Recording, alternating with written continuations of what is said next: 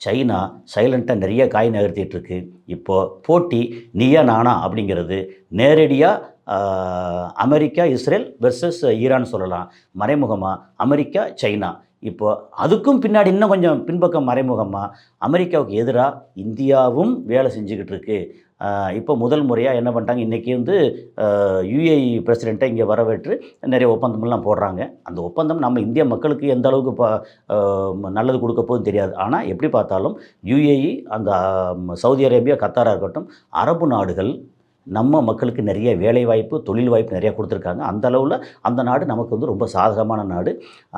இப்ப என்ன ஒரு விஷயம்னா, ஈரானோட சவுதி அரேபியா ரொம்ப நெருங்கி வந்துருச்சு. அப்புறம் சைனா இவங்களோட ரொம்ப இணக்கமா இருக்காங்க. ரஷ்யாவும், சைனாவும் ஏற்கனவே வந்து ரொம்ப இணக்கமா இருக்காங்க. நார்த் கொரியா ஏற்கனவே கோபத்தில இருக்காங்க. எ எனி டைம் இங்க ஒரு ஒரு மொத்த காட்டையும் எரிக்கிறதுக்கு ஒரே ஒரு தீக்குச்சி போதும்னு சொல்லுவாங்க இல்லையா? அந்த தீக்குச்சி இப்போதைக்கு ஈரானா இருக்கு அப்படிங்கிறது தான் இன்னைக்கான தகவல். ஆனா அந்த தீக்குச்சி பத்த வைக்காம ரொம்ப அமைதியா அப்படி இருக்கு.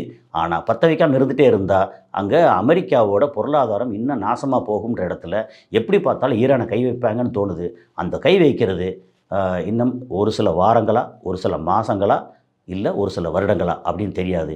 எனி டைம் அடுத்த மூவ் என்ன ஆகுது அப்படின்னு சொல்லி பொறுத்து தான் இந்த உலக யுத்தம் அல்லது உலகோட பொருளாதாரம் அல்லது இந்த யூனிபோலார் அப்படிங்கிறது இருக்கு இல்லையா?